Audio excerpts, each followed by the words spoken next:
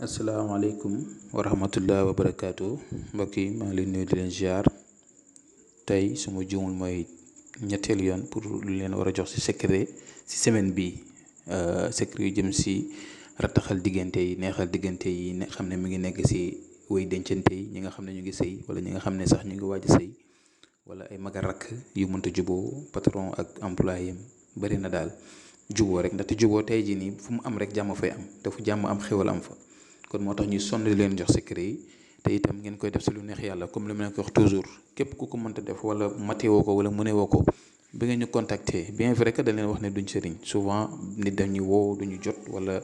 mu yónnee ñu message ñu yokku lire toujours du ma tay di ko wax waaye ngeen comprendre ñu rek te xam ne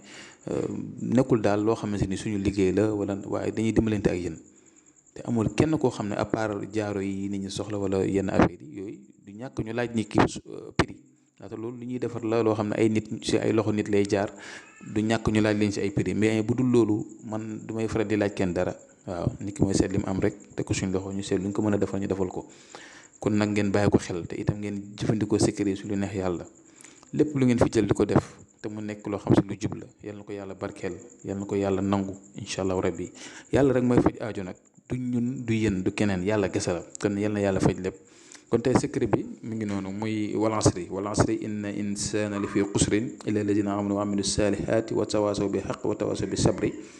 bu ngeen xoolee am na ay saat yi nekk si wal asri bu ngeen xoolee asri am na saat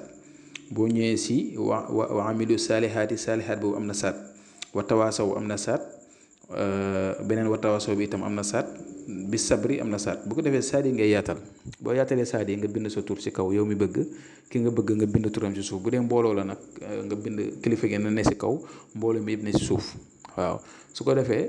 loolu da nga koy bind benn yoon rek après nga jël ko après nga tëj saat yi boo bindee tur yi ba pare tëjal saat yi nga tëjee ko ak allahumma salli ala sayyidina muhammad wa sallim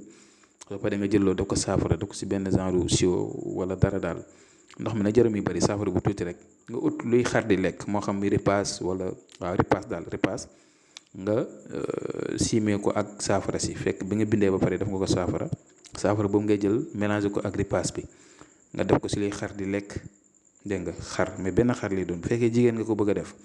ko si xar bu jigéen bu fekkee nag góor nga ko bëgg a def ko si xar bu góor jox ko xar bu góor mu lekk te benn xar lay doon bu fekkee nag mbooloo la parce que ça dépend rek si ni ngay utiliser secret bu fekkee mbooloo la nga def ko si xaru mbooloo xar yi góor yi xar yi jigéen ñi maanaam benn gétt daal boo xam ne xar yi góor yi xar yi jigéen ñi ñu ngi fa nga jox leen ko ñu lekk ko yaakaar naa ne leer na soo ko defee incha allahu rabbi li nga bëgg si diggante boobu dina am dina sotti kon def leen ko si lu neex yàlla yal na yàlla nangu lépp lu ngeen fi jël di ko def te am yaakaar rek si man yal na yàlla vraiment faj seen aaju yi ñëpp si zaar rek si baatin kon ñu ngi yem fii di leen jox di daje bu suba jàmm incha allah asalaamaaleykum wa rahmatullah wa barakaatu.